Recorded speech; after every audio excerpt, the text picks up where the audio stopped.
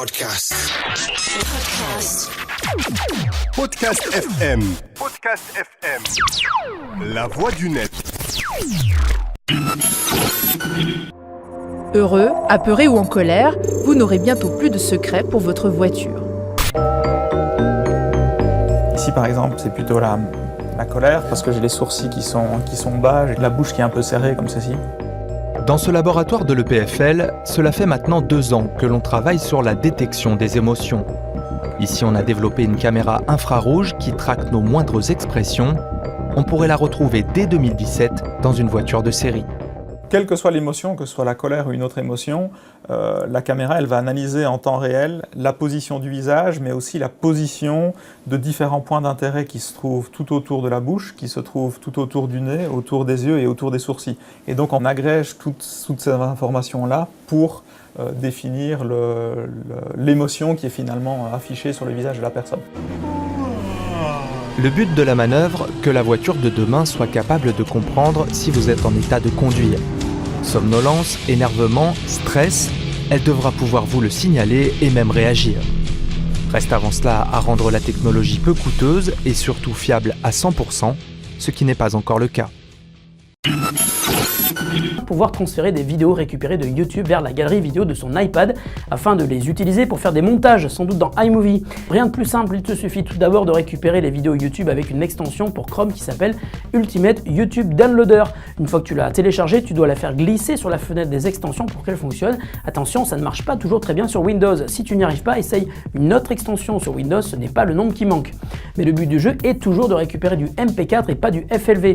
Une fois que tu as téléchargé la vidéo de ton choix, importe-la depuis iTunes, ensuite tu vas dans l'onglet vidéo personnelle de iTunes et tu coches la vidéo que tu souhaites transférer sur ton iPad. À la prochaine synchro, tu devrais retrouver la vidéo dans ta galerie vidéo sur ton iPad. Si tu n'y arrives pas, n'hésite pas à utiliser un logiciel gratuit comme MPEG Stream Clip ou Free Video Converter qui te permettront de créer des vidéos parfaitement compatibles avec l'iPad. Le marché du smartphone se porte bien avec des marques très dynamiques comme Wiko ou Kazam, mais on voit aussi le retour de grands constructeurs comme ici HP avec son Slate 6 VoiceTab, son nouveau smartphone qui concrétise en fait le retour du constructeur dans le domaine après l'échec de WebOS. Alors, contrairement à ce qu'on pourrait penser, il s'agit bien ici d'un smartphone, d'un très grand smartphone avec un écran de 6 pouces, ce qui fait qu'il mérite la dénomination de phablette. Côté design, ce VoiceTab est assez réussi avec des haut-parleurs de part et d'autre de l'écran qui rappellent un petit peu les One de HTC. On a un boîtier qui est plutôt fin et l'appareil est léger en grande partie grâce à une coque en plastique. Sous la coque du VoiceTab, on découvre un emplacement Dual SIM. Alors, pour la partie SIM, on est sur une connectivité 2G et pour la micro SIM, 3G. On a également un emplacement pour carte micro SD pour étendre la mémoire de 16 Go. Et enfin, le plus important, on a une très grosse batterie amovible de 3000 mAh qui laisse présager une bonne autonomie et au regard de nos premiers tests, il semblerait que ce soit vraiment le cas.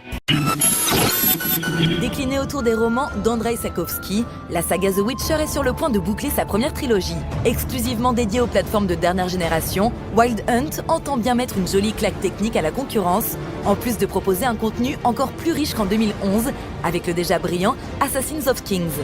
On y incarnera encore une fois Geralt de Rive, le chasseur de monstres aux super pouvoirs, désormais lancé dans un gigantesque monde ouvert.